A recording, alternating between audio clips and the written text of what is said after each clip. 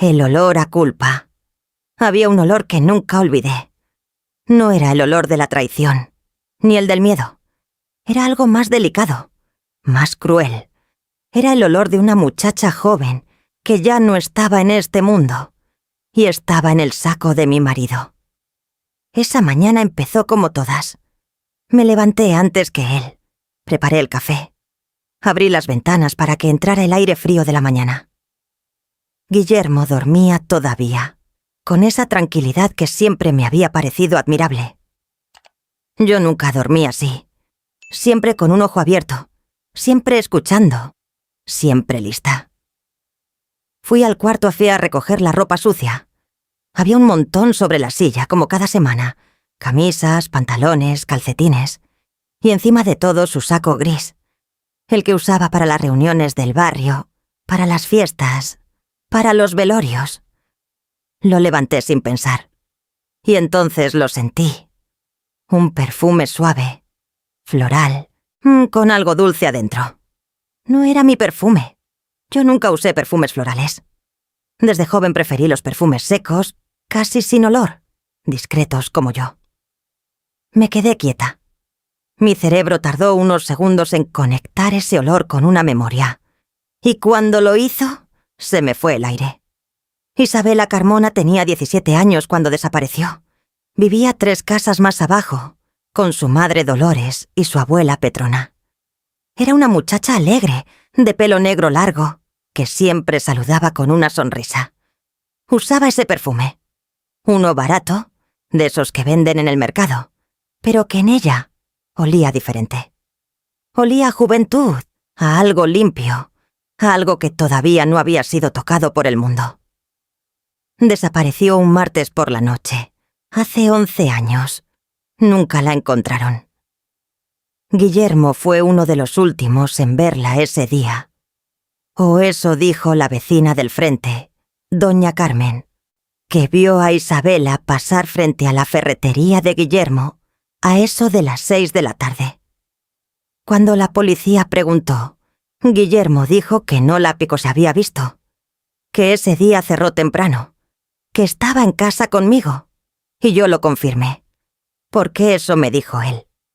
Me lo dijo mientras me tomaba la mano, me lo dijo mirándome a los ojos, y yo creí, porque en ese entonces todavía creía todo lo que salía de su boca.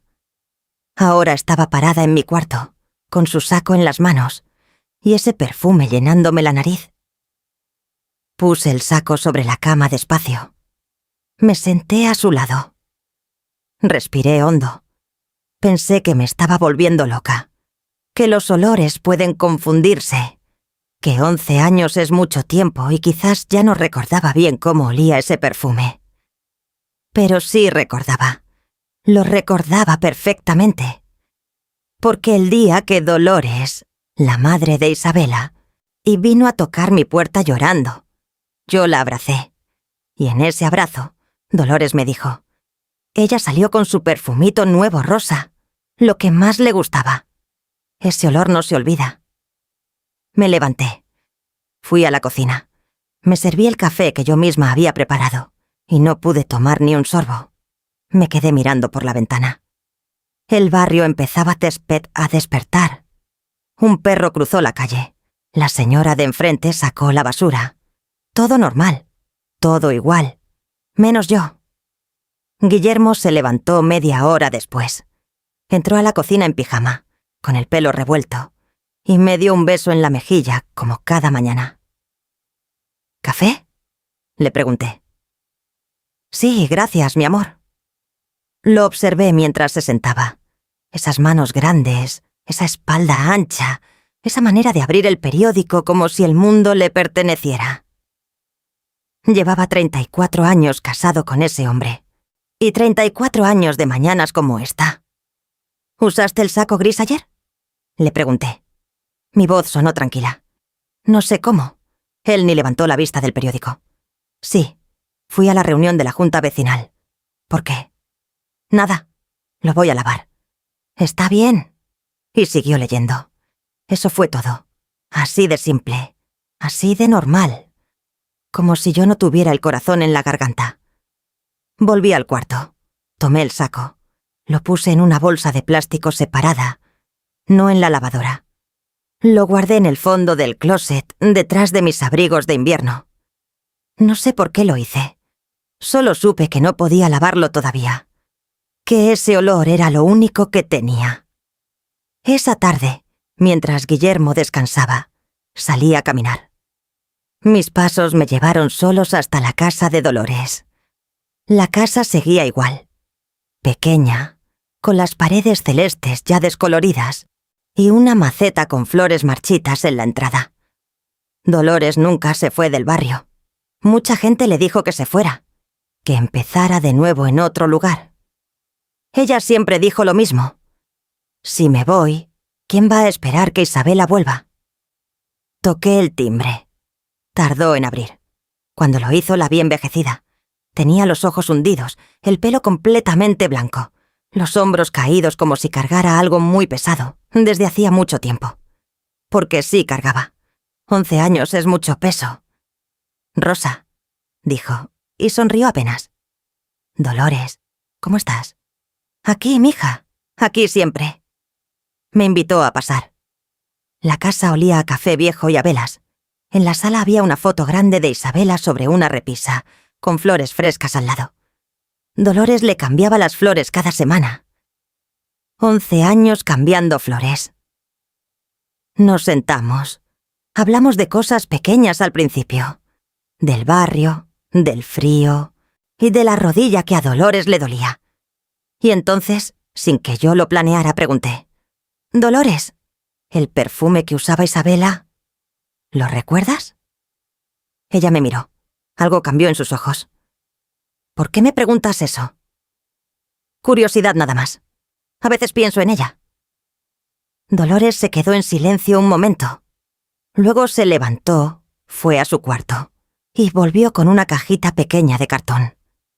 La abrió con cuidado, como si adentro hubiera algo sagrado, y sacó un frasco pequeño casi vacío de perfume. «Este era el que tenía cuando desapareció», dijo.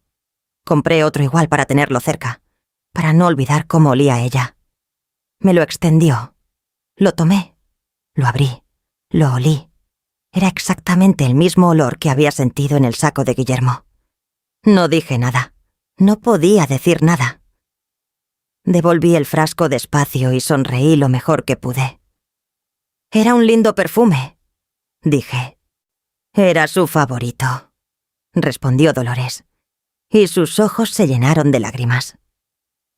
Salí de esa casa 15 minutos después. Caminé despacio de regreso. El sol ya bajaba y el barrio se teñía de naranja. Los niños jugaban en la calle. Alguien freía algo con ajo y cebolla. Todo olía a vida normal. Pero algo en mí ya no era normal. Esa noche, mientras Guillermo dormía, no pude cerrar los ojos.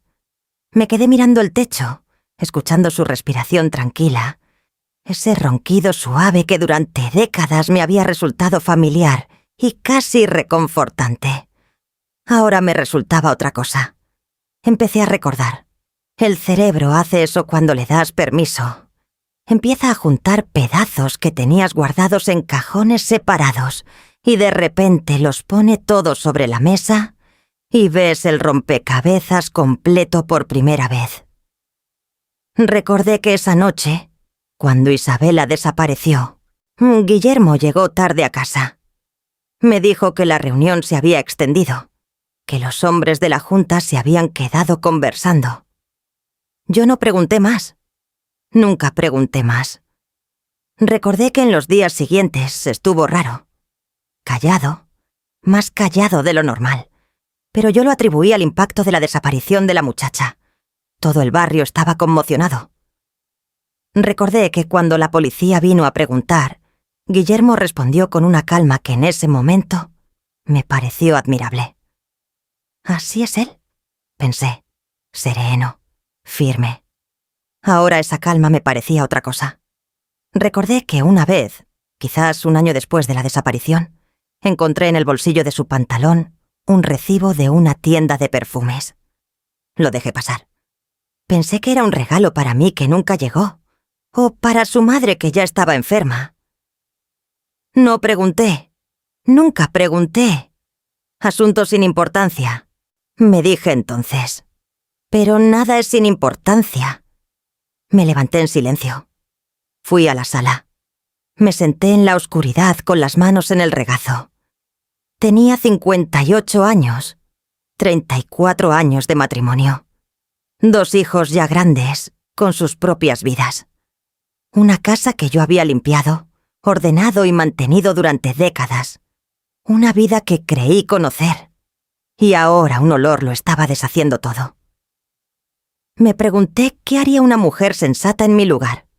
Quizás lavar el saco y olvidar. Quizás decirse que los olores se confunden, que la memoria miente, que 11 años son mucho tiempo. Pero yo había olido ese frasco en las manos de Dolores esa misma tarde. No me estaba confundiendo. La pregunta no era si ese olor era real. La pregunta era qué había pasado entre Guillermo y esa muchacha. Y esa pregunta era demasiado grande para esta sala oscura. Me levanté. Fui al closet. Saqué la bolsa de plástico con el saco. Lo sostuve un momento. Luego lo volví a guardar. Esa noche decidí 2 cosas. La primera, no diría nada todavía. La segunda, empezarías a buscar. No sabía lo que iba a encontrar. No sabía que lo que ibas a encontrar cambiaría no solo mi vida, sino la de todo el barrio. No sabía que 11 años de silencio estaban a punto de romperse. Y no sabía que el primer hilo del que debía jalar estaba mucho más cerca de lo que pensaba.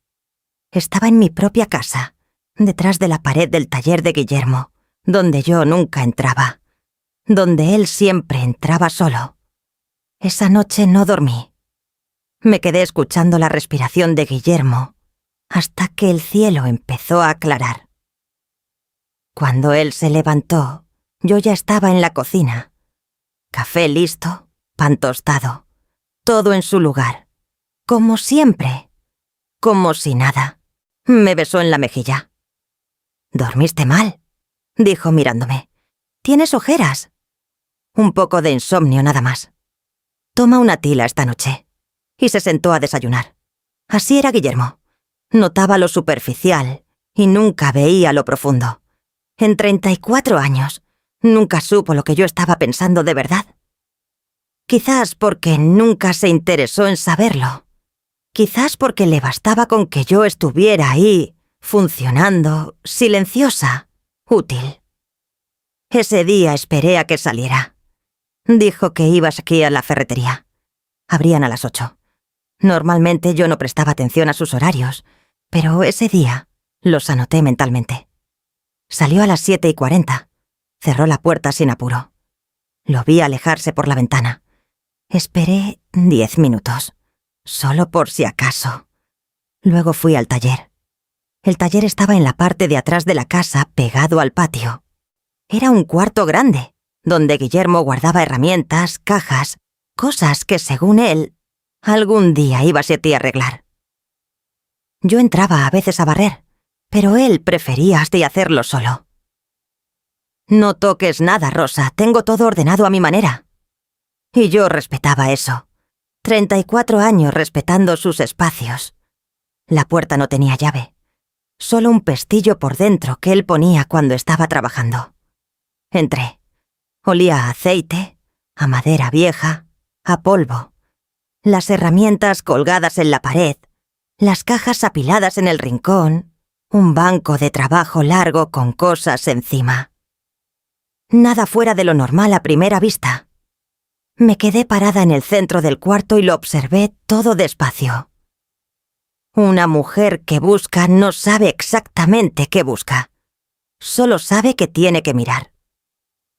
Empecé por las cajas del rincón. Cajas de cartón, cerradas con cinta. Las abrí una por una. Tornillos, cables viejos, repuestos de cosas que ya no existían. Nada. Revisé el banco de trabajo. Debajo había cajones. Los abrí. Facturas viejas, manuales de herramientas, un cuaderno con anotaciones de gastos de la ferretería. Lo hojeé.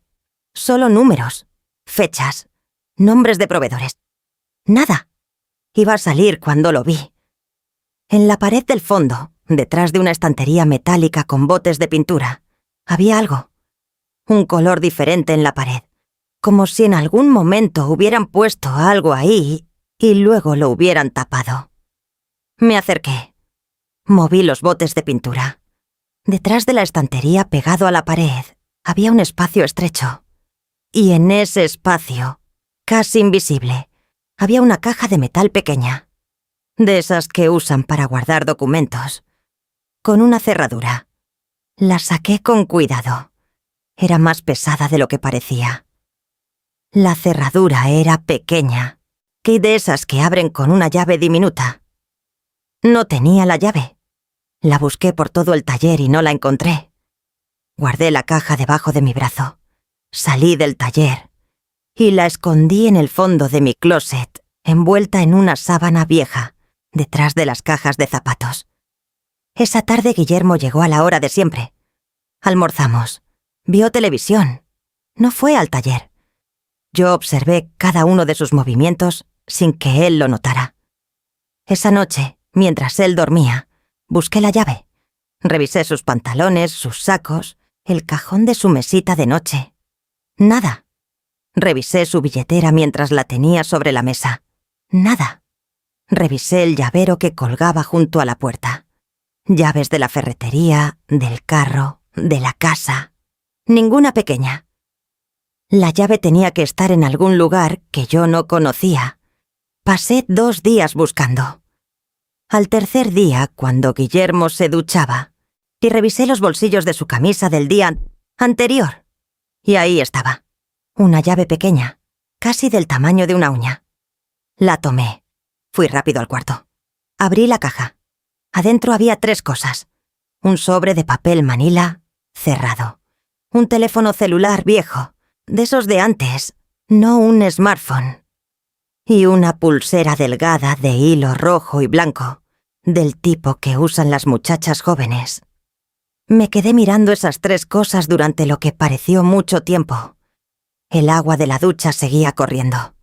Tomé en el teléfono primero. Lo encendí. Tardó en prender, la batería casi muerta. La pantalla se iluminó. No tenía clave. Entré directo a los mensajes. Había conversaciones borradas. Pero en la galería de fotos quedaban 3 imágenes. La primera era una foto de una calle que no reconocí. La segunda era una foto de dinero en efectivo. Varios billetes sobre una mesa. La tercera era una foto de una muchacha joven, de espaldas, con el pelo negro largo. No le veía la cara, pero conocía ese pelo. Conocía esa manera de pararse, con los hombros ligeramente hacia adelante, como si siempre estuvieras a punto de salir corriendo. Era Isabela. El agua de la ducha se apagó. Apagué el teléfono. Lo puse todo de vuelta en la caja. Cerré la cerradura. Puse la llave en el bolsillo de mi delantal. Guardé la caja en el closet. Cuando Guillermo salió del baño, yo estaba en la cocina revolviendo la sopa. «Huele rico», dijo. «Gracias», respondí. Mi voz no tembló. No sé cómo. Esa noche, después de que Guillermo se durmió, abrí el sobre de papel manila. Adentro había 2 hojas dobladas. Las desplegué con cuidado bajo la luz pequeña de mi velador. La primera hoja era una lista. Nombres, fechas, números. No entendí bien qué significaba al principio, pero había un nombre que reconocí. Isabela Carmona. Con una fecha al lado. La fecha de su desaparición. Y al lado de esa fecha, un número. Un monto de dinero. La segunda hoja era diferente. Era una carta, escrita a mano, con letra que no era de Guillermo. La letra era pequeña, apretada, nerviosa. Empezaba así. Si algo me pasa, que sepan que fui yo quien habló primero. Seguí leyendo. Y mientras leía, el mundo que había conocido durante 34 años se fue deshaciendo línea por línea. La carta no era de Isabela, era de un hombre. Un hombre que firmaba solo con una inicial. M. Y en esa carta ese hombre contaba lo que había visto una noche, 11 años atrás, cerca del río. Decía que había visto a 2 hombres llevar a una muchacha. Decía que uno de esos hombres era conocido en el barrio, o que tenía una ferretería.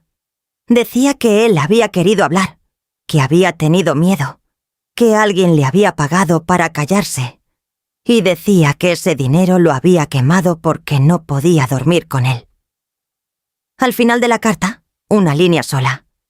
El otro hombre nunca lo supe, pero el de la ferretería se llama Guillermo. Doblé la carta. La guardé en el sobre. Apagué el velador. Me quedé en la oscuridad, al lado de ese hombre que llevaba 34 años durmiendo a mi lado. No lloré. Eso me sorprendió. Pensé que iba a llorar, pero no salió ninguna lágrima. Solo había una cosa dentro mío, grande y fría y muy quieta. Claridad. Por primera vez en mucho tiempo, veía todo con una claridad brutal. No era una mujer que se había equivocado de marido. Era una mujer que había vivido al lado de algo oscuro sin saberlo. Y ahora lo sabía. La pregunta ya no era qué había pasado. La pregunta era qué ibas a hacer yo con eso. Podía quedarme callada, guardar la caja, lavar el saco, seguir haciendo el café cada mañana. Nadie sabría. Nadie preguntaría. Dolores seguiría cambiando las flores cada semana sin saber nunca por qué. Esa opción existía. Pero Isabela había tenido 17 años y había salido de su casa con su perfumito nuevo, como dijo su madre. Y nunca había vuelto. Y yo, que vivía 3 casas más arriba, había dormido 11 años al lado del hombre que sabía dónde estaba. No. Callarme no era una opción. Pero tampoco podía ir directo a la policía. No todavía. Una carta sin firma completa, un teléfono viejo con fotos sin contexto, una caja escondida. Eso no era suficiente. Eso era fácil de desmentir. Guillermo era conocido, respetado. Yo era solo su esposa. Necesitaba más. Necesitaba encontrar a M, esa inicial. Ese hombre que había visto algo y había tenido miedo, que había escrito esa carta y la había guardado en una caja con cerradura en el taller de Guillermo. ¿Por qué estaba esa carta en el taller de Guillermo? La había escrito ese hombre y se la había dado a Guillermo como advertencia, como protección mutua, o Guillermo se la había quitado. Había demasiadas preguntas. Pero había algo que sí sabía. En el barrio, entre los hombres de la junta vecinal, entre los conocidos de Guillermo de toda la vida, había alguien cuyo nombre empezaba con M. Y yo iba a encontrarlo. Al día siguiente me levanté temprana como siempre. Hice el café, puse el pan. Cuando Guillermo se sentó a desayunar, lo miré como lo miraba cada mañana. Pero esta vez vi otra cosa. Vi a un hombre que había aprendido a vivir con lo que había hecho. Y me pregunté, ¿cuánto tiempo llevaba yo ayudándolo a vivir con eso sin saberlo? Guillermo, dije como si fuera una pregunta sin importancia. ¿Manuel todavía vive en el barrio? ¿El que trabajaba en el mercado? Él levantó la vista. Un segundo, solo un segundo. Manuel se fue hace años, dijo. ¿Para qué preguntas? Nada, soñé con él. Volvió al periódico, pero ese segundo que levantó la vista, me dijo todo lo que necesitaba saber. Manuel era M, y Guillermo sabía exactamente dónde estaba. Manuel Ríos había vivido en el barrio durante 20 años antes de irse. Yo lo recordaba. Un hombre delgado, callado, que vendía verduras en el mercado del jueves. Tenía una esposa pequeña y nerviosa llamada Celia, y un hijo que siempre andaba con los zapatos desatados. No era un hombre que llamara la atención. Era de esos que están en todas partes sin que nadie los vea realmente. Guillermo dijo que se había ido, pero no dijo a dónde. Y esa pequeña omisión era exactamente el hilo del que necesitaba jalar. Esa mañana, después de que Guillermo salió, fui a visitar a doña Carmen, la vecina del frente, la que había visto a Isabela pasar frente a la ferretería aquella tarde. Doña Carmen tenía 72 años, mala memoria para los nombres, pero perfecta para las caras y los chismes. Llevaba décadas en el barrio y conocía a todo el mundo.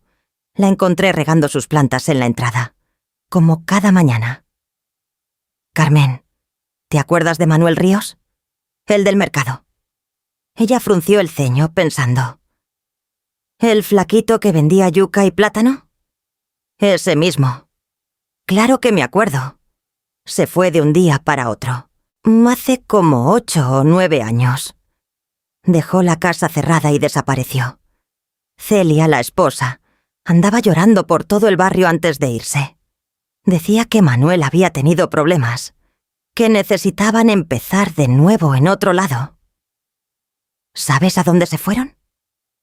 Carmen me miró con esa curiosidad que tienen las mujeres, que saben que hay más detrás de una pregunta simple. ¿Por qué preguntas, Rosa? Tengo una deuda vieja con Celia, dinero que me prestó y nunca pude devolverle. Me pesa en la conciencia. Era mentira, pero una mentira pequeña para encontrar una verdad grande. Carmen se quedó pensando un momento. Creo que la hija de Petrona, la que vive cerca del cementerio, sabe algo, porque Celia y Petrona eran amigas, y Petrona era la abuela de... Se detuvo. Las dos nos quedamos calladas un segundo. Petrona, la abuela de Isabela. Gracias, Carmen, dije, y me fui antes de que ella pudiera hacer más preguntas. Caminé despacio hacia la casa de Petrona. Era una mujer de casi 80 años que vivía sola desde que Dolores se había mudado a la casa de al frente. Petrona apenas salía. Tenía las piernas malas y el corazón peor, pero tenía la mente clara como el agua. Toqué su puerta 3 veces. Tardó en abrir. Cuando lo hizo me miró con esos ojos pequeños y penetrantes que tenía.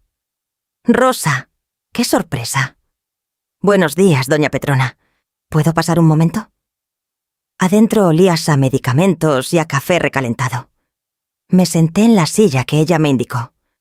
Frente a mí, en la pared, había otra foto de Isabela. En esta era más chica, quizás 12 años, con 2 trenzas y una sonrisa enorme. «¿Cómo está Dolores?», pregunté primero. «Como siempre, esperando». Petrona se sentó despacio frente a mí. «¿Qué necesitas? ¿Y mi hija?» «Doña Petrona, estoy buscando a Celia, la esposa de Manuel Ríos. Sé que usted y ella eran amigas». El cambio en su cara fue casi imperceptible, pero yo ya estaba aprendiendo a ver esos cambios pequeños. «¿Para qué la buscas?» «Porque creo que Manuel sabe algo sobre lo que le pasó a Isabela». El silencio que siguió fue largo y pesado. Petrona me miró fijo. Sus manos, apoyadas en las rodillas, se apretaron levemente. «Eso es una acusación muy seria», dijo al fin. «No estoy acusando a Manuel, estoy diciendo que creo que él vio algo, y que tuvo miedo, y que quizás ese miedo todavía lo carga». Petrona no respondió de inmediato. Se levantó, fue a la ventana, miró hacia afuera un momento. Cuando se volvió, su cara había cambiado. Algo en ella se había aflojado. «Celia me escribe a veces», dijo. «Viven en el norte, lejos. Manuel nunca volvió a ser el mismo después de que se fueron. Celia dice que tiene pesadillas, que no duerme bien, que a veces se despierta llorando sin saber por qué». Se quedó callada un segundo. «Yo siempre supe que ese hombre cargaba algo», agregó en voz baja. «Siempre lo supe, pero nunca tuve pruebas. Y tenía miedo de decirlo sin pruebas». «Yo tengo algo», dije. Petrona me miró. «¿Qué tienes?» «Todavía no puedo decirlo todo, pero necesito hablar con Manuel. O con Celia.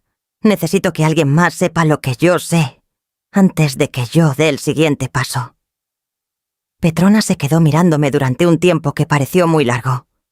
Luego fue a su cuarto y volvió con un papel pequeño, doblado en 4. Me lo extendió. «Este es el número de Celia», dijo. «Úsalo con cuidado». Lo tomé. Lo guardé en el bolsillo de mi delantal, junto a la llave pequeña. «Doña Petrona», dije antes de irme. «¿Ella sabe? ¿Dolores?» La anciana negó con la cabeza. «Dolores solo sabe que su hija no volvió. El resto es demasiado para una madre. Primero hay que tener certeza. Primero hay que tener algo real». Asentí. Salí de esa casa con el papel en el bolsillo y el corazón en la garganta. Esa tarde no llamé a Celia. Necesitaba pensar. Necesitaba ordenar lo que tenía antes de dar ese paso. Porque llamar a Celia era cruzar una línea. Era hacer real algo que todavía podía, en algún rincón pequeño de mi mente, seguir siendo una pesadilla. Pero esa noche, mientras servía la cena, Guillermo dijo algo que me heló la sangre. «Oye, Rosa, ¿moviste algo en el taller?» Levanté la vista. Mi cara no mostró nada. «¿Qué cosa?» «Unas cajas del rincón. Me pareció que estaban diferentes. Entré a barrer el otro día.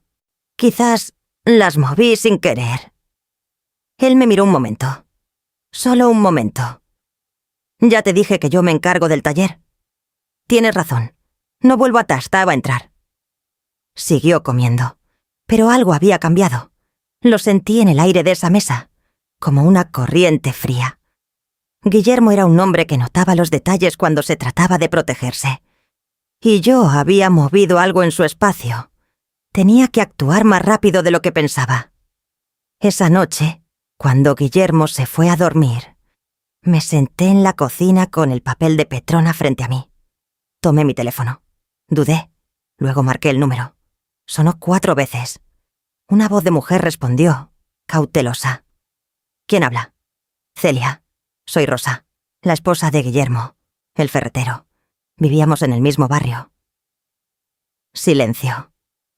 «Sé quién eres», dijo al fin. Su voz era tensa, pequeña, como si hablara desde un lugar cerrado. «Celia, necesito hablar con Manuel. Manuel no puede hablar con nadie de allá. Tú sabes por qué. Sé que tiene miedo. Yo también tengo miedo. Pero encontré algo. Algo que Manuel escribió. Y necesito que me ayude a entenderlo». Otro silencio. Más largo. «¿Qué encontraste?»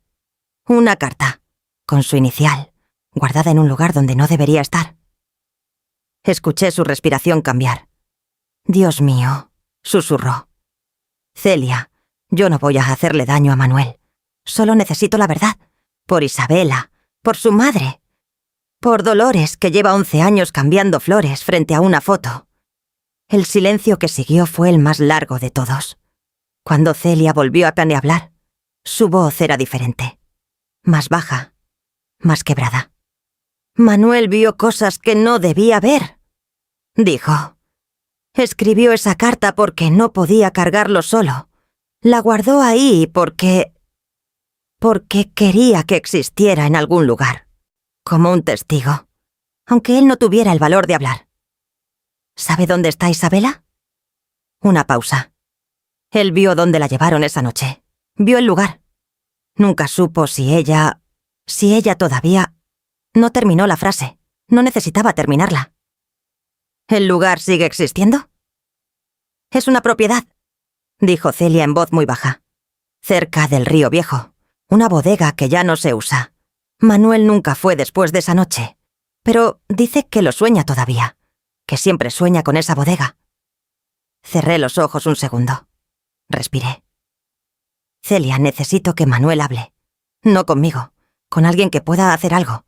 Un abogado, un periodista, alguien. Su carta sola no es suficiente. Necesito su voz. Manuel tiene miedo de que lo maten». «Lo entiendo». Pero Isabela tenía 17 años y alguien tiene que hablar por ella. Si no somos nosotras, ¿quién? Silencio. Luego un sonido suave, como un llanto contenido. «Déjame hablar con él», dijo Celia. «Déjame hablar con él esta noche». «Gracias, Celia». Colgué. Me quedé sentada en la cocina oscura durante mucho tiempo. Afuera, el barrio dormía. Las casas quietas, las calles vacías, la misma paz de siempre.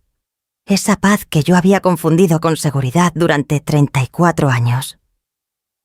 Pensé en Isabela, en sus 17 años, en su perfumito nuevo, en su pelo negro largo, en la manera en que Dolores le cambiaba las flores cada semana. Pensé en Manuel, que había visto algo y había tenido miedo, y había cargado ese peso solo durante 11 años. Pensé en Celia, que había vivido al lado de ese peso sin poder nombrarlo. Y pensé en mí misma, en Rosa, la mujer que hacía el café cada mañana, la que nunca entraba al taller, la que confirmó una coartada sin preguntar. ¿Cuánto peso cargamos las mujeres que no sabemos lo que cargamos? Me levanté. Fui al cuarto. Miré a Guillermo durmiendo. Ese hombre que todo el barrio quería. Ese hombre generoso, tranquilo, que saludaba a ti y todos con una palmada en el hombro. Ese hombre que tenía una caja de metal escondida detrás de una estantería. Sentí algo que no era odio. Era algo más frío que el odio. Era la certeza absoluta de que lo que estaba haciendo era lo único que podía hacer. Fui al closet. Saqué la caja de metal. La puse en mi bolso grande, debajo de una bufanda. Luego saqué el saco gris de la bolsa de plástico y lo guardé también, enrollado con cuidado.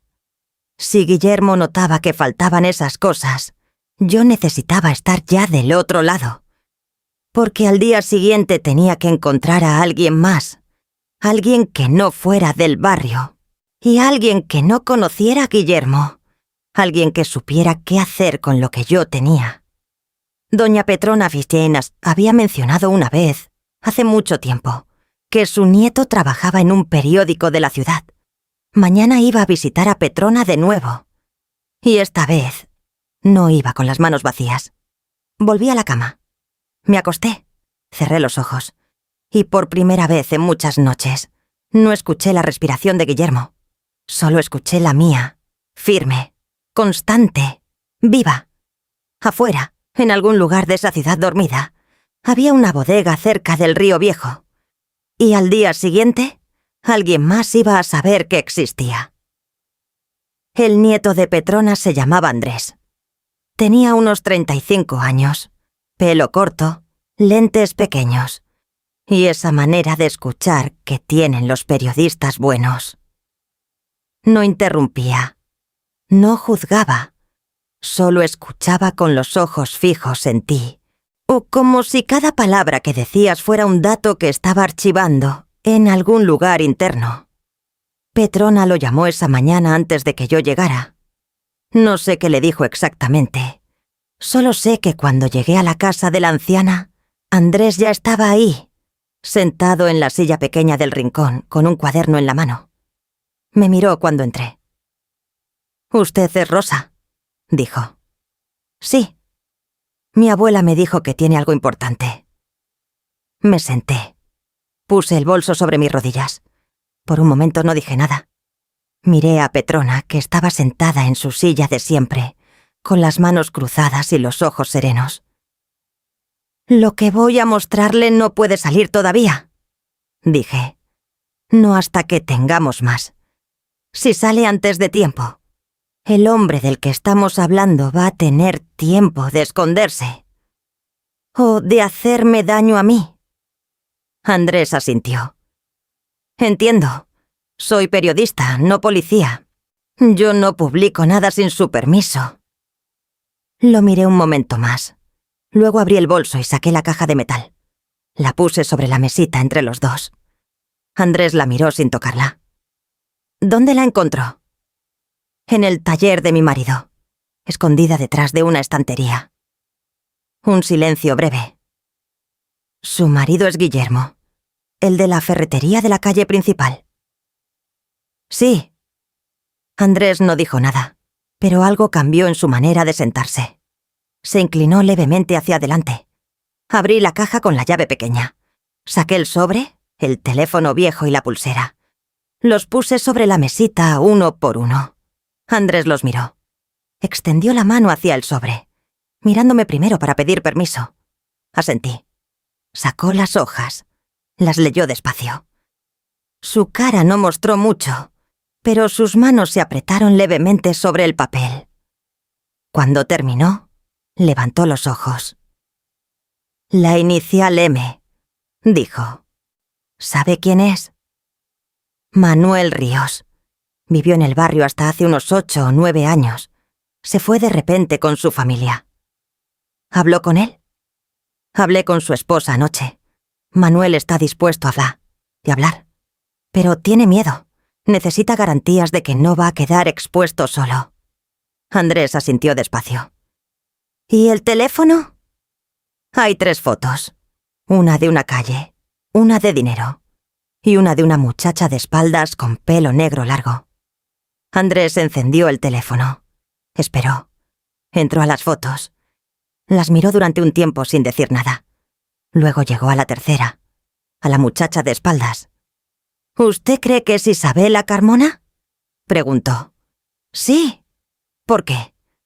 Por el pelo, por la manera de pararse, y porque ese perfume que describí, el que olí en el saco de mi marido, era el perfume de Isabela.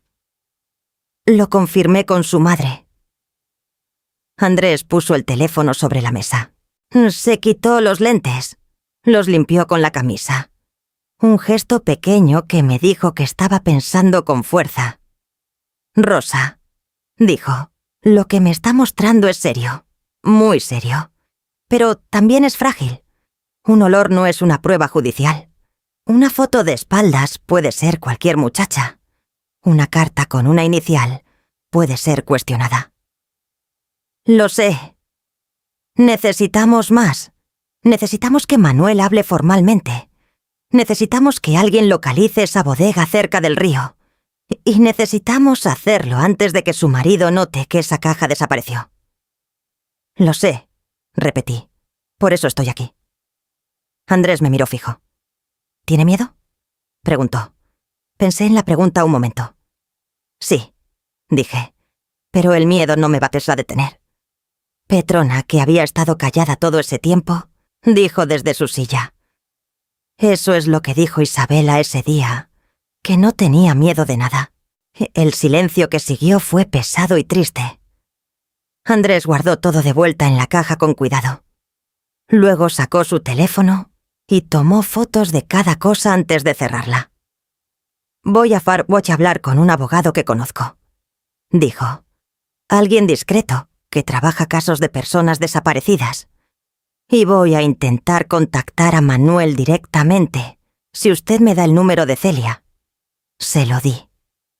Mientras tanto, agregó, usted tiene que actuar con normalidad. Nada debe cambiar en su casa. Guillermo no puede sospechar que usted tiene la caja. ¿Y si ya sospecha? ¿Hay algo que le haga pensar eso? Recordé la pregunta de Guillermo en la cena. Esas cajas del rincón. Me pareció que estaban diferentes. Quizás, dije. Andrés frunció el ceño. Entonces hay que moverse rápido. ¿Tiene dónde quedarse fuera de su casa si es necesario? No había pensado en eso. En 34 años de matrimonio, nunca había pensado en dónde quedarme si necesitaba salir de mi propia casa. Tengo una hermana, dije. Vive al otro lado de la ciudad. Bien, mantenga esa opción abierta. Antes de seguir, dime algo. Si el nombre del país desde donde me escuchas tiene la letra E, suscríbete. Y escríbeme en los comentarios desde dónde estás. Me gusta saber que no estoy hablando sola. Salí de la casa de Petrona con el bolso en el brazo y la caja adentro. Andrés se fue por el otro lado de la calle. Nos separamos sin decir mucho más. Las palabras importantes ya habían sido dichas. Caminé de regreso a mi casa despacio. El barrio estaba vivo a esa hora. Niños saliendo de la escuela, mujeres en las tiendas, el olor a pan recién hecho desde la panadería de la esquina. Vida normal. Vida de siempre. Y miré la ferretería al pasar. La puerta estaba abierta.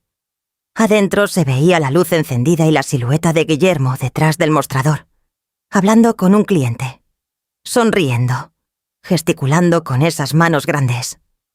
Seguí caminando sin detenerme. Esa tarde, Andrés me envió un mensaje corto. Hablé con Celia. Manuel acepta hablar con el abogado. Mañana a las 10. Guardé el teléfono en el bolsillo. Preparé la cena como siempre. Arroz, frijoles, carne guisada. Puse la mesa. Cuando Guillermo llegó, olía a ferretería, a aceite y a polvo. Se lavó las manos, se sentó, sirvió su plato. «Buen día», dijo. «Sí», respondí. Comimos casi en silencio. Eso no era raro entre nosotros. 34 años de silencios en la mesa.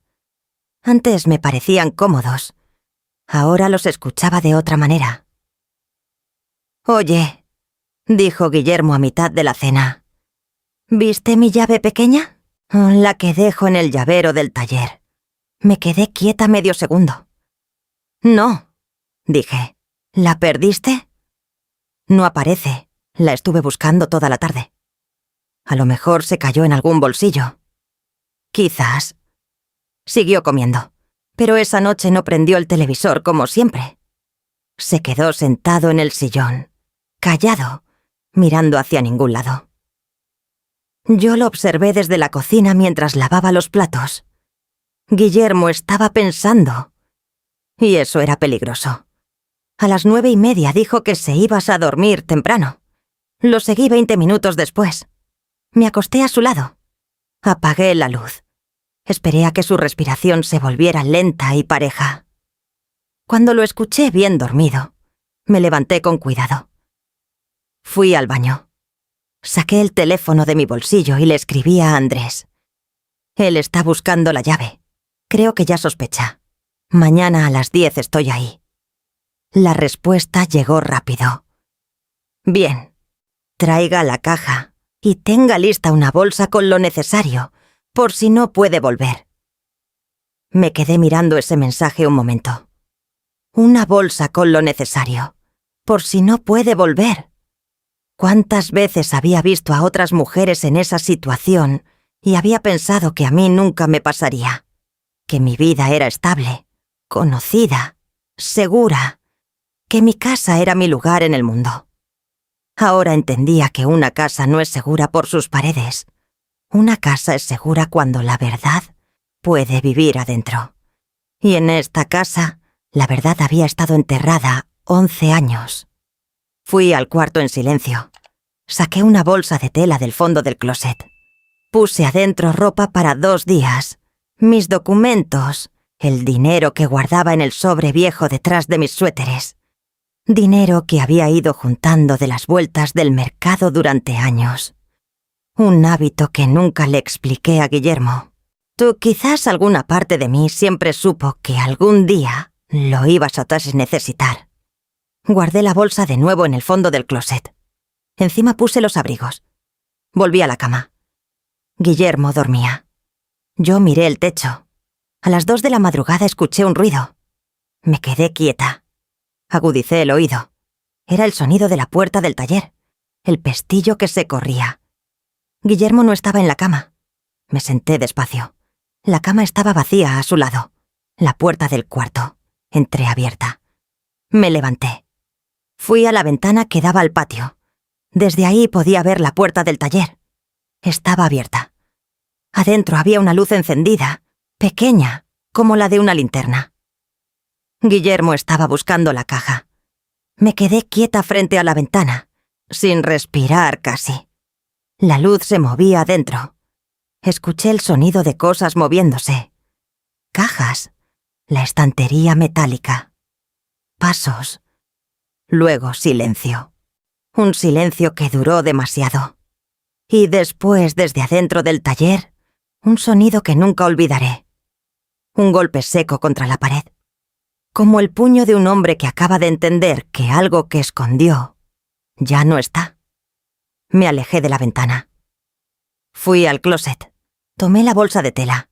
Tomé el bolso con la caja de metal adentro. Fui al teléfono y le escribí a San Andrés 3 palabras. Ya lo sabe. Luego fui a la puerta principal de la casa. La abrí despacio, sin hacer ruido. Afuera la calle estaba oscura y fría. Salí, cerré la puerta detrás de mí sin voltear y empecé a caminar. No corrí. Caminar era lo que podía hacer. Caminar con la espalda recta y los pies firmes sobre el pavimento frío de esa calle que había sido mi barrio durante décadas. A mis espaldas, la casa quedó quieta. Pero adentro, yo lo sabía.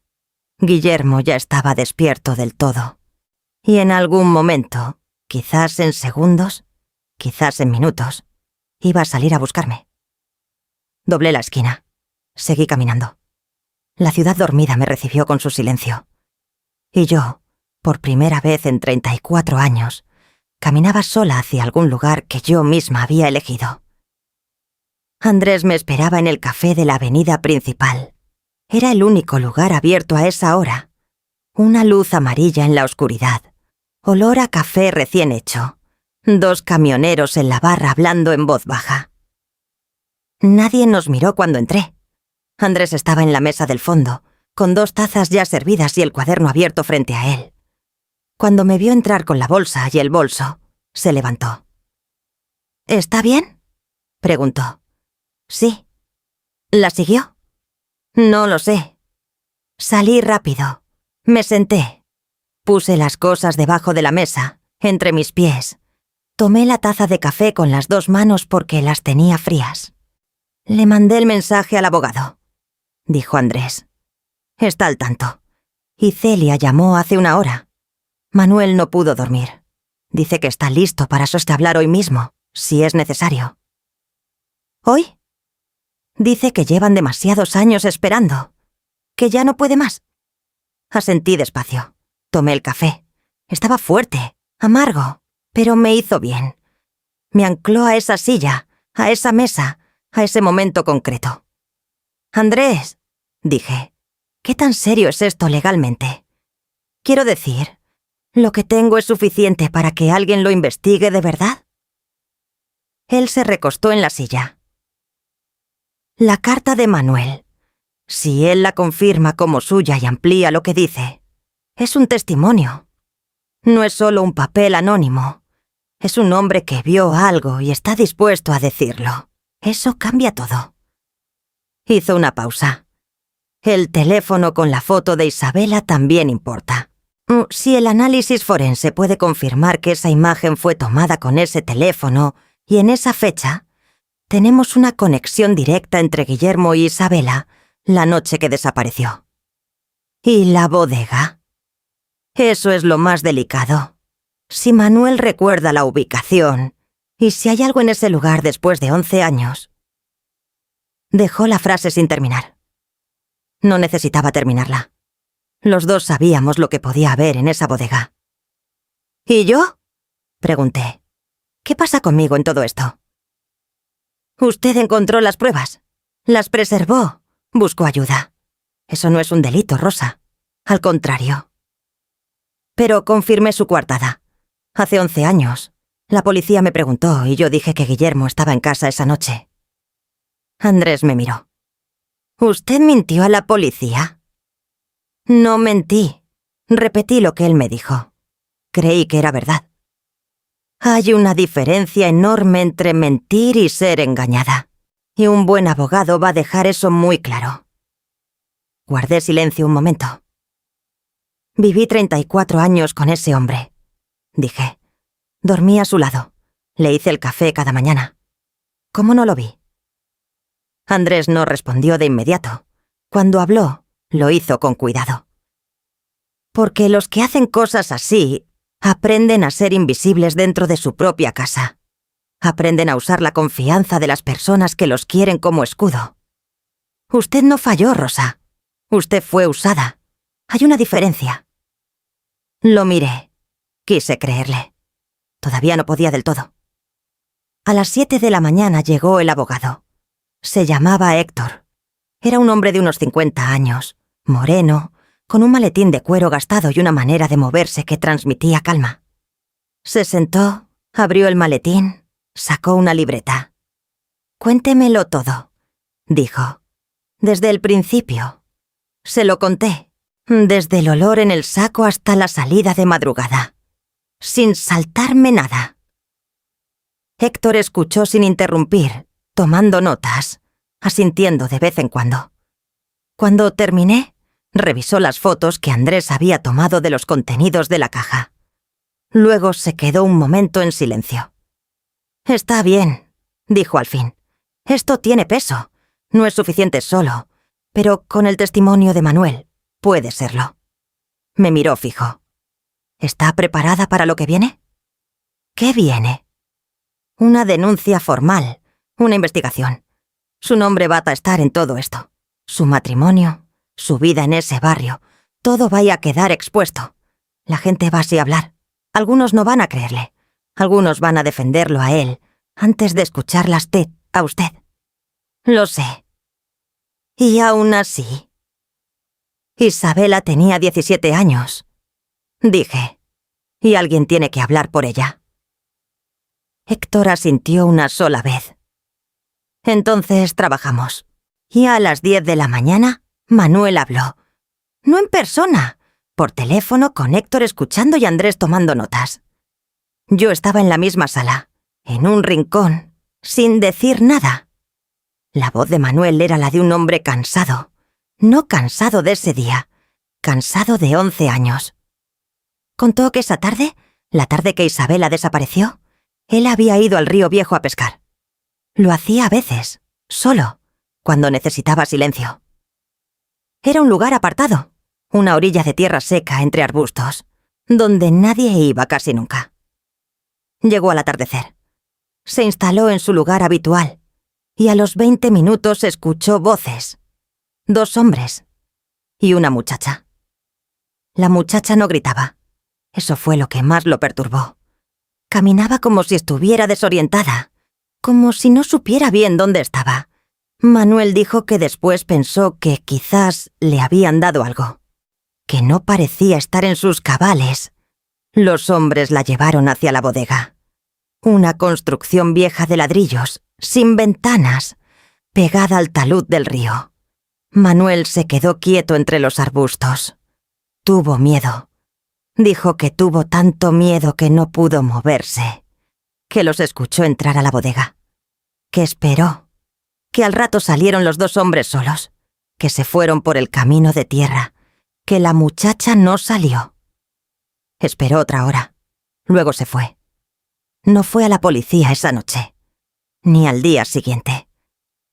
Cuando escuchó que una muchacha del barrio había desaparecido y que se llamaba Isabela Carmona, algo en él se rompió. Pero el miedo era más grande que lo roto. Reconoció a uno de los hombres. Era Guillermo. Lo conocía de vista, del barrio, de la ferretería. Al otro nunca lo identificó. Días después, alguien llegó a su puerta. No fue Guillermo directamente. Fue un hombre que él no conocía, que le dijo que había visto cosas que era mejor olvidar. Y le dejó un sobre con dinero. Manuel no abrió el sobre. Lo tiró al fuego esa misma noche. Pero tampoco habló. Escribió la carta meses después, cuando ya no podía dormir. Pensó en ir a la policía. Pensó en muchas cosas. Al final fue a la ferretería. Habló con Guillermo. Le dijo que había escrito todo. Que si algo le pasaba a él o a su familia, esa carta aparecería. Guillermo le dijo que guardara la carta en la caja de metal, que él la guardaría, que así los 2 tenían algo sobre el otro y los 2 estaban seguros. Manuel aceptó, porque tenía miedo y porque era la única manera que encontró de protegerse. Y luego se fue del barrio, con Celia y su hijo, sin decirle nada a nadie. Cuando Manuel terminó de hablar, ya hubo un silencio en la sala. Héctor fue el primero en hablar. Manuel, ¿recuerda la ubicación de esa bodega? Sí, dijo la voz cansada al otro lado del teléfono. La recuerdo exactamente. Nunca se me olvidó. Ojalá se me hubiera olvidado. Héctor miró a Nantes y a Andrés. Andrés miró sus notas. Yo miré la pared. Si había algo en esa bodega después de 11 años, lo que estaba a punto de comenzar era mucho más grande que un matrimonio roto. Era una investigación criminal. Era una exhumación. Era el fin de una mentira que había vivido en ese barrio, como si fuera un vecino más. Esa tarde, mientras Héctor hacía llamadas y Andrés organizaba sus notas, recibí un mensaje de un número que no conocía. Solo decía: Rosa, devuélveme lo que es mío. Podemos hablar. Lo leí 2 veces. Le mostré el teléfono a Héctor. Él lo miró. Asintió. No responda. Tomó su propio teléfono. Y guarde ese mensaje. Es una evidencia más. Guardé el teléfono en el bolsillo. Sentí algo extraño en ese momento. No era miedo, aunque el miedo estaba ahí. Era algo diferente. Era la sensación de que el suelo debajo de mí, que había sido movedizo durante días, empezaba a solidificarse. Había una diferencia entre ser perseguida y ser buscada. Guillermo me buscaba porque yo tenía algo que él necesitaba recuperar. Eso significaba que lo que yo tenía era real, era poderoso, era suficiente para deshacerlo sentir amenazado. Y un hombre que se siente amenazado comete errores. Ese mensaje era un error. Si estás escuchando esta historia y sientes que el corazón te late más rápido, dale like.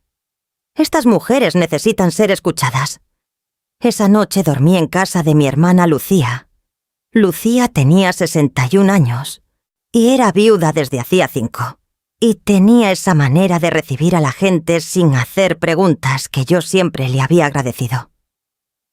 Cuando llegué a su puerta con la bolsa y los ojos cansados, solo me dijo: «Entra». Me dio de comer. Me preparó la cama del cuarto de huéspedes. Cuando apagué la luz, escuché su voz desde el pasillo. «¿Estás bien?» «Voy a estar bien», dije. Una pausa. «¿Es Guillermo?» No respondí de inmediato. «Sí». Otro silencio. «¿Cuánto tiempo llevas cargando esto?» Pensé en la pregunta. ¿En cuánto tiempo llevaba cargando qué cosa exactamente? ¿El olor en el saco? Días. La sensación de que algo no encajaba en mi matrimonio. Años. La costumbre de no preguntar, de no entrar al taller, de confirmar lo que me decían sin cuestionar. 34 años. Tiempo, dije solamente. Lucía no dijo más. Escuché sus pasos alejarse por el pasillo. Me quedé mirando el techo de ese cuarto desconocido que esa noche era lo más seguro que tenía. Pensé en Isabela. Siempre pensaba en Isabela. 11 años en esa bodega a orillas del río Viejo. 11 años mientras el barrio seguía viviendo, los niños creciendo, las mujeres cambiando flores, los hombres dándose palmadas en el hombro. 11 años mientras yo hacía el café cada mañana. Cerré los ojos. Mañana Héctor iba a presentar la denuncia formal.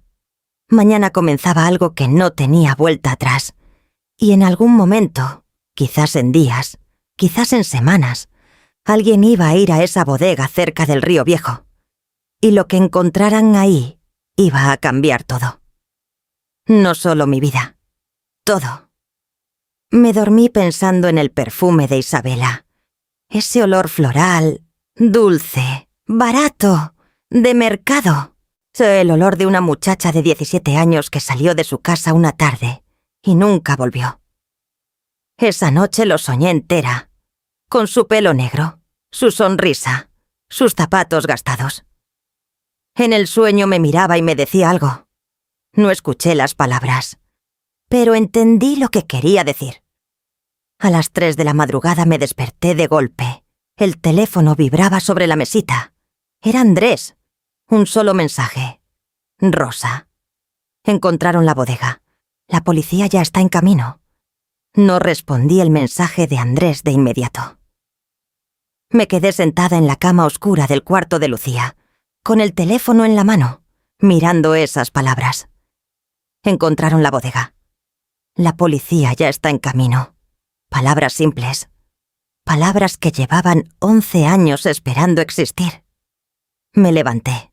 Fui al baño. Me miré en el espejo. Una mujer de 58 años. Ojeras profundas. Pelo suelto o canoso en las sienes. Sin maquillaje, sin arreglo, sin la máscara de siempre. Solo yo. Me pregunté si esa mujer del espejo había existido siempre, o si había aparecido apenas en estos días. Si toda mi vida había estado ahí, debajo de las rutinas y los silencios y los cafés de cada mañana, esperando que alguien la mirara de frente. Volví al cuarto. Le respondí a Andrés. Estoy despierta. ¿Qué saben? Su respuesta llegó rápido. Un contacto en la policía me avisó. Héctor hizo la denuncia anoche mismo, más rápido de lo previsto. Dieron la ubicación que dio Manuel. Fueron esta madrugada. Rosa, había cosas en la bodega.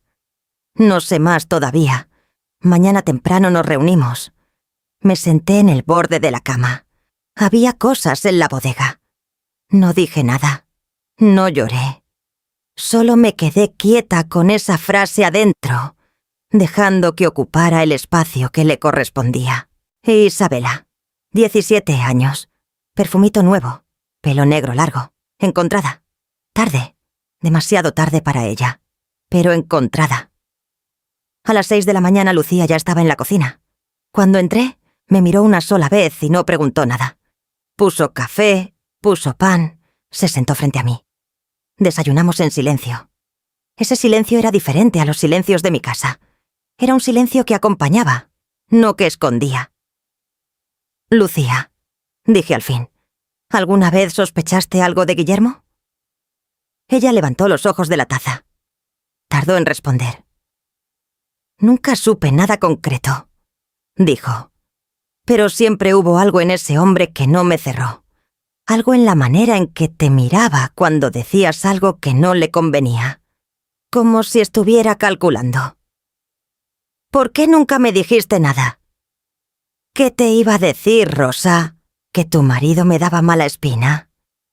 No tenía nada. Solo una sensación. Y las sensaciones no son pruebas. Asentí despacio. No. Pero a veces las sensaciones son lo único que tenemos. A las 9 llegué a la oficina de Héctor. Andrés ya estaba ahí. ¿Y había alguien más? Una mujer de unos 40 años, con uniforme, que se presentó como la inspectora Vargas. Tenía el pelo recogido, la mirada directa y una carpeta gruesa sobre las rodillas. Señora Rosa, dijo. Gracias por venir. Necesito hacerle algunas preguntas. Me senté. Lo que encontraron en la bodega, dije antes de que ella empezara. ¿Era Isabela? La inspectora Vargas me miró un momento. Encontramos restos óseos, dijo. Todavía están siendo analizados, pero por la ubicación, las circunstancias y la información que nos fue proporcionada, sí, creemos que es ella. La confirmación oficial tardará algunos días. Cerré los ojos un segundo. 11 años. ¿Y Guillermo? Pregunté. Su marido fue detenido esta mañana a las 7:40, en la ferretería. Lo imaginé. Ese momento. La puerta de la ferretería abriéndose, los uniformes entrando. Guillermo detrás del mostrador con esas manos grandes, esa sonrisa de siempre, esa calma que usaba como escudo. ¿Qué cara habría puesto? ¿Seguiría siendo tranquilo? ¿Hay algo que quiera preguntarme a mí? Dije. Sí, varias cosas. La inspectora abrió su carpeta. La coartada que usted proporcionó hace 11 años. Dijo que su marido estaba en casa esa noche. Lo que él me dijo que diría. Respondí. Yo no lo vi llegar. Cuando la policía preguntó, era el día siguiente. Guillermo me dijo esa mañana que había llegado antes de las 8, que había estado conmigo toda la noche. Yo repetí eso porque creí que era verdad. ¿No recordaba usted a qué hora llegó él esa noche? No, yo dormía, o creía que dormía. En ese entonces no cuestioné nada. La inspectora tomó notas. ¿Y ahora puede confirmar que eso que declaró era lo que su marido le indicó decir? Sí, puedo confirmarlo. La sesión duró 2 horas. Respondí todo. Sin omitir nada. Desde el olor en el saco hasta la caja de metal, desde la visita a Dolores hasta la llamada con Celia, desde el mensaje de Guillermo a medianoche, hasta la salida de madrugada con la bolsa en la mano. Cuando terminé, la inspectora Vargas cerró la carpeta. «Señora Rosa, quiero que sepa algo», dijo, y su voz cambió apenas. Se volvió un poco menos oficial. «Lo que usted hizo tomó mucho valor. Muchas mujeres en su lugar habrían lavado el saco y no habrían dicho nada». «Lo pensé», admití. Sería mentira decir que no lo pensé. Pero no lo hizo. No, no podía. Me miró un momento más. «Isabela Carmona lleva 11 años sin justicia», dijo. «Hoy eso empiezas a cambiar. Y empieza porque usted olió un perfume en un saco y tuvo el valor de seguir ese olor hasta el final». No respondí nada. No había nada que responder. Salí de esa oficina a las 12 del mediodía.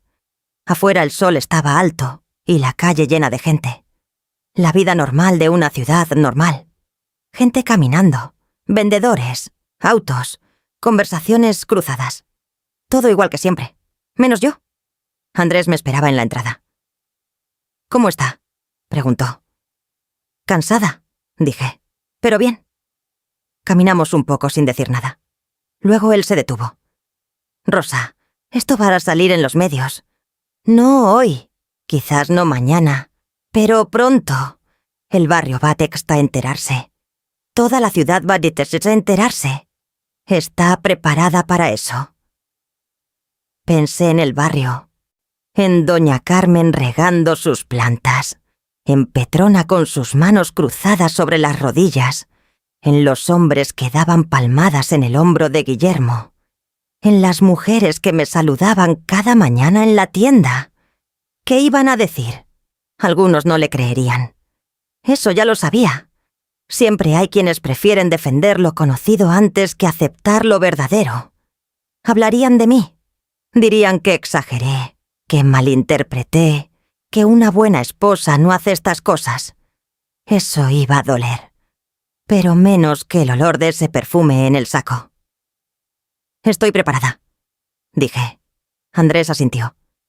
«Hay una cosa más», dijo. «Dolores, la madre de Isabela. Alguien tiene que decirle lo que encontraron antes de que lo escuche por otro lado». Me miró. «Pensé que quizás usted querría ser esa persona». Me quedé quieta un momento. Era lo más difícil que me habían pedido en estos días. Más difícil que hablar con la policía, más difícil que salir de mi casa de madrugada, más difícil que escuchar el testimonio de Manuel. Decirle a una madre que encontraron a su hija, que la encontraron pero no como ella esperaba. «Sí», dije, «quiero ser yo». Fui sola. No quise que nadie me acompañara. Caminé hasta esa casa celeste de paredes desteñidas y maceta con flores en la entrada. Toqué el timbre 3 veces. Dolores abrió. Me miró, y algo en mi cara le dijo antes de que yo hablara. Las madres saben. Llevan tanto tiempo esperando que aprenden a leer las noticias en los ojos de los demás antes de escucharlas. Se llevó una mano a la boca. «Rosa», dijo. «Dolores», dije. «¿Podemos entrar?» Entramos. Nos sentamos. Y le dije todo lo que podía decirle en ese momento. Con cuidado, con calma, sin saltarme nada importante, pero sin agregar más dolor del necesario. Dolores no lloró de inmediato. Me escuchó con esa quietud extraña que tienen las personas cuando reciben una noticia que llevan años sabiendo que va a llegar. Cuando terminé de hablar, el silencio duró mucho. Luego Dolores miró la foto de Isabela en la pared. La foto de siempre, la que tenía flores frescas al lado. Sabía que no iba a volver, dijo en voz muy baja. En algún lugar adentro siempre lo supe. Pero mientras no hubiera certeza, podía seguir esperando. Hizo una pausa. La espera es terrible, pero también es lo único que te mantiene. Lo sé, dije. ¿Y el hombre que lo hizo? Está detenido. Dolores asintió muy despacio. ¿Tu marido?, preguntó. Sí. Me miró. ¿Y tú?, dijo. ¿Cómo estás tú? Me sorprendió la pregunta. Que en ese momento, con todo lo que ella cargaba, me preguntara cómo estaba yo. Estoy entera, dije. Todavía no sé qué más estoy, pero entera. Dolores extendió la mano y tomó la mía. Nos quedamos sentadas así un rato. Dos mujeres en una sala pequeña, con una foto en la pared y flores frescas que alguien cambiaría la próxima semana por última vez, con esa misma angustia, y quizás la próxima con algo diferente. Algo más parecido a la paz. Si todavía me acompañas en esta historia, si llegaste hasta aquí, quiero pedirte algo. Suscríbete. Estas historias las hago para las mujeres que cargan cosas que nadie ve, para que sepan que no están solas. Y déjame en los comentarios qué fue lo que más te llegó de Rosa. A nuestra edad, una comunidad también es una forma de fuerza. Los días que siguieron fueron largos y extraños. El barrio se enteró. Primero por rumores, luego por los medios. El nombre de Guillermo apareció en los periódicos. La ferretería amaneció un día con la puerta cerrada y no volvió a abrir. Algunas personas del barrio me llamaron. Algunas para apoyarme, otras para preguntarme cosas que no les correspondía saber. Hubo quien dijo que yo debía haberlo sospechado antes. Hubo quien dijo que era una vergüenza para la familia. Hubo quien no dijo nada y simplemente dejó de saludarme. Todo eso pasó. Y dolió. Claro que dolió. Pero yo seguía entera. Mis hijos tardaron 3 días en llamar. 3 días de silencio que me dijeron más que cualquier conversación. Cuando llamaron, el mayor habló primero. Dijo que estaba en shock, que no podía creerlo, que necesitaba tiempo. Le dije que lo entendía. La menor lloró. Me dijo que me quería, que lo sentía, que no sabía qué decir. Le dije que no necesitaba decir nada todavía. No les exigí nada. No era el momento. Ellos también habían perdido algo. La imagen de un padre, la historia de una familia. Eso tiene su propio peso y su propio tiempo. A mí me tocaba cargar el mío. 2 semanas después de aquella madrugada en que salí de mi casa con una bolsa y la caja de metal, me senté con Héctor en su oficina. Me explicó los pasos legales, la separación de bienes, el proceso judicial, los tiempos, los derechos. Escuché todo con atención. Al final le pregunté, ¿la casa? ¿La ferretería? Mientras dure el proceso, los bienes están congelados, dijo, pero tiene derechos sobre lo que construyó en ese matrimonio. Vamos a defenderlos. No quiero la ferretería, dije. Nunca la quise. Solo quiero lo que es mío. Lo que es suyo, dijo Héctor, incluye más de lo que usted cree. Asentí y salí de esa oficina a la calle. El sol de esa tarde era diferente. O quizás era yo la diferente. A veces el mundo no cambia. Cambia el lugar desde donde lo miramos. Caminé sin rumbo fijo durante un rato. Pasé por el barrio. Por mi calle de siempre. La casa estaba cerrada, con una cinta de la policía todavía en la puerta del taller. La ferretería, 2 calles más abajo, con las persianas bajas y un candado en la puerta. Todo ese mundo que había sido el mío. Lo miré sin entrar. Luego seguí caminando. Fui a la casa de Dolores. Ella estaba en la entrada, regando sus flores. Cuando me vio, levantó la vista. «Rosa», dijo. «Dolores, ¿cómo estás hoy?» «Hoy estoy mejor que ayer», dijo. «Y peor que mañana. Así es esto». Me senté en el escalón de su entrada. Ella se sentó a mi lado. Estuvimos un rato en silencio mirando la calle. «¿Sabes lo que pienso?» «No», dijo Dolores al fin. «¿Qué?» «Que tú y yo llevamos años siendo vecinas y nunca fuimos amigas de verdad. Siempre ese saludo de lejos, ese «¿cómo está usted?» «Bien, gracias», y nada más». Hizo una pausa. «¡Qué desperdicio!». La miré. Sonreí. Fue una sonrisa pequeña, pero real. «Sí», dije. «Qué desperdicio. Ya somos grandes para desperdiciar más tiempo». «Sí», repetí. «Ya somos grandes». Me quedé con ella esa tarde. Tomamos café. Hablamos. No de Guillermo, no de la bodega, no del proceso judicial. Hablamos de otras cosas. De sus recuerdos de Isabela de niña. De mi hermana Lucía. De lo que significa vivir en el mismo barrio durante décadas y conocer a todos y no conocer a nadie de verdad. Cuando me fui, ya oscurecía. En la esquina me detuve un momento. Miré el barrio desde ahí. Las luces encendiéndose en las ventanas, los niños siendo llamados a cenar y el olor a comida mezclado con el aire fresco de la noche. Pensé en todo lo que había pasado en estas semanas, en el olor de un perfume que lo cambió todo, en una caja de metal escondida detrás de una estantería, en una carta con una inicial, en una bodega cerca del Río Viejo, en el valor que no sabía que tenía hasta que no tuve otra opción más que usarlo.